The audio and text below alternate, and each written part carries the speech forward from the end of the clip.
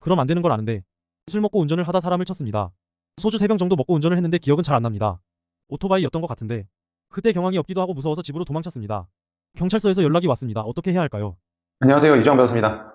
오늘은 인트로에 나왔었던 사건 이야기를 좀 해보려고 하는데요. 음주운전 사건입니다. 음주운전 사건은 내가 음주운전을 한 상태에서 어떤 행위를 하는지에 따라서 또 제명이 많이 바뀌기도 합니다. 그냥 음주운전을 하다가 적발된 경우에는 음주운전죄로만 처벌을 받게 되고, 음주운전을 하다가 사람을 다치게 하거나 이런 경우에는 통상적으로 위험운전치상이라는 죄명으로 또 처벌을 받게 됩니다. 그러다 사람을 치고 나서 도망을 가게 되면 도주치상과 음주운전 이렇게 해서 처벌을 받게 됩니다. 그래서 이제 사건의 내용 그리고 피해 정도에 따라서 처벌이 달라지는데요. 오늘 설명드릴 사건은 조금 기이했던 사건입니다. 제가 했던 사건들 중에서도 이게 일반적이지가 않았어요. 담당 경찰관도 이 사건은 좀 기이하다. 어떻게 생각하면 결과적으로는 의뢰인한테 좋은 방향으로 기이하게 흘러가긴 했는데, 이게 이런 기이한 사건이 좀 있어서 이런 내용 좀 한번 이야기를 해보려고 합니다. 이 사건은요, 이렇게 시작이 됐어요. 의뢰인은 술을 먹고 이제 만취 상태에서 운전을 했습니다. 이게 이렇게 도로가 있었고, 의뢰인의 기억으로는 이래요. 의뢰인의 기억으로는 이렇게 횡단보도가 있었는데, 본인이 운전을 하다가 이렇게 진행을 하던 중에 오토바이가 앞에 섰고, 이 오토바이를 치고 본인은 놀라서 이대로 집에 갔다고 그렇게 이야기를 했습니다. 근데 이제 음주운전 사건은 본인들이 술에 취해 있었기 때문에 의뢰인의 말을 전적으로 믿기가 좀 어려워요. 의뢰인이 이 사람을 쳤다는 것도 인지를 난 잘못했었다라고 이야기를 하지만, 막상 블랙박스나 CCTV 영상을 여러분은 몰랐을 수가 없는 상황인 경우들도 많고 하기 때문에 블랙박스 영상을 좀 봐야 됩니다. 그래서 이 사건도 블랙박스 영상을 저희가 다 봤습니다. 이렇게 다 봤는데, 의뢰인이 이렇게 술에 취해서 한참 전부터 이렇게 운전을 하다가 와요. 비틀비틀 하면서 이렇게 운전을 하면서 왔는데, 여기가 빨간불이었습니다. 빨간불이었는데, 이 오토바이는 빨간불이니까 정차를 하고 있었죠. 정차를 하고 있어서 오토바이가 이렇게 있는데, 의뢰인이 오토바이를 보지 못하고 오토바이를 충격을 합니다. 오토바이는 이쪽에 이렇게 쓰러졌고, 의뢰인은 잠깐 멈칫하다가 이렇게 도망가는 게 아니라 이렇게 차를 돌려요. 이렇게 차를 돌려서 이렇게 쭉 진행을 합니다. 그래서 의뢰인은 이렇게 쭉 돌아서, 크게 한 블럭을 돌아서 다시 현장으로 도착을 해요. 현장에 도착을 해보니, 이렇게 다시 와보니, 이 오토바이는 일단은 그 주변, 이 횡단보도에 있었던 행인들이 도와줘서 이렇게 자리를 이동을 했습니다. 근데 그 사이에 이 피해자가 없어진 거예요. 구급차가 와서 실어간 것도 아니고, 뭐 어디로 가 있었던 것도 아닌데, 사라졌어요.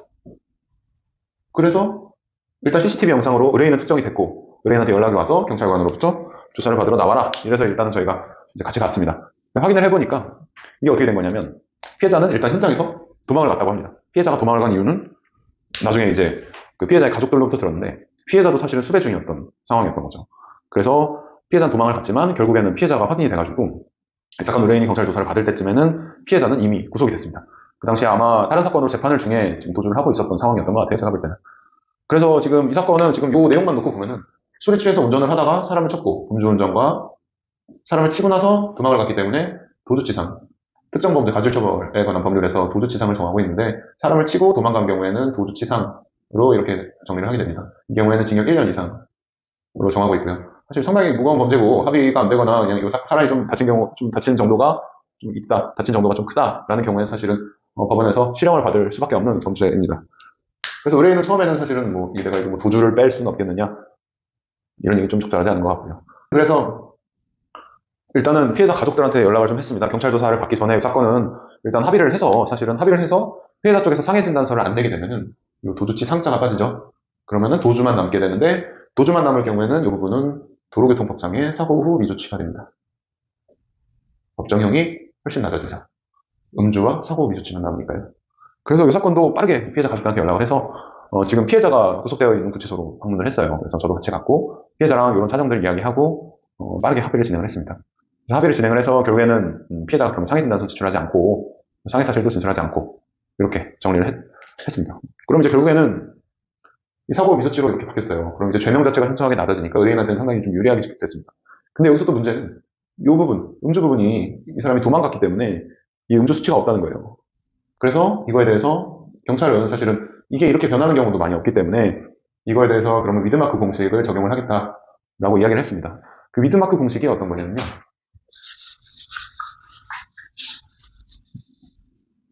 그 위드마크라는 게 보시면은,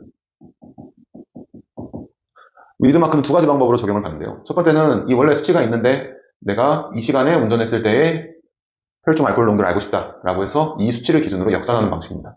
이게 한 2시간 정도 차이가 나면 최종 운전 시점이랑 음주 측정 시점이랑 차이가 나는 경우, 이게 첫 번째고요. 그리고 두 번째는 우리 의뢰인한테 적용된 건데, 아예 수치가 없는 경우에는 이 음주 시점으로부터 해서 이 몇 시간 정도가 지난 시점, 운전 시점에 수치가 몇 정도가 됐을 것이냐, 음주량을 기준으로 계산을 하게 됩니다. 이때는 몸무게, 그리고 최초 음주 시간. 요거는 원래 대법원에서 이제 사실은 원칙적으로 하게 되면은 술 먹은 양이 각각이 분해되는 시간을 계산을 해서 합산을 하는 게 원칙인데, 대법원에서 피고인한테 최대한 유리한 이 시간이 지날수록 감소되는 부분이 최대한 커질 수 있도록 맨 처음 시점을 기준으로 계산하도록 이렇게 정하고 있습니다. 그래서 이것도 사실은 이제 경찰 수사관한테 좀 정리를 했어요. 위드마크 공식 적용을 하게 돼서 몸무게랑 이 최초 운전 시간을 기준으로 했을 때, 그리고 우리 의뢰인이 먹은 술의 양을 최대한 좀 줄일 수 있는 방식인 소주 한 잔을 70%로 계산을 해서 적용을 해달라, 이런 취지로 좀 수사관이랑 이야기를 상당히 많이 했고, 결국에는 이 사건은 의뢰인 술을 먹은 양에 비해서 수치가 상당히 적게 나왔고, 이 음주운전 수치도 지금 이렇게 미드마크로 계산을 하니 사실은 술 먹은 양에 비해서 훨씬 적은 용사가 나왔어요.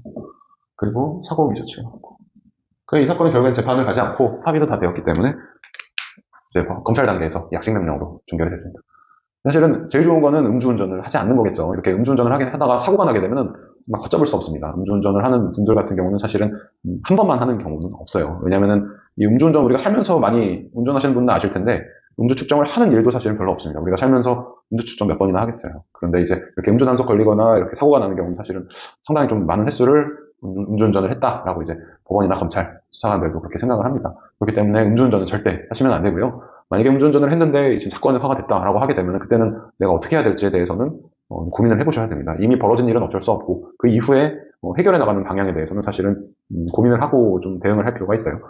이런 사건과 같은 것처럼 사실 이게 어떻게 튀어나갈지 모르는 사건들도 있어요. 이건 좀 극적으로 특이한 사건이기는 했는데 결국에는 모든 결과는 예상할 수 없다라는 거니까요. 하나하나 좀 고민해보시고 결과를 좀 준비해보시는 게 좋을 것 같습니다. 오늘은 이제 오늘 음주운전 이야기는 여기까지 하고요. 다음에 또 다른 사건, 재밌는 사건, 기억나는 사건 이야기 있으면 가지고 또 찾아오겠습니다. 감사합니다.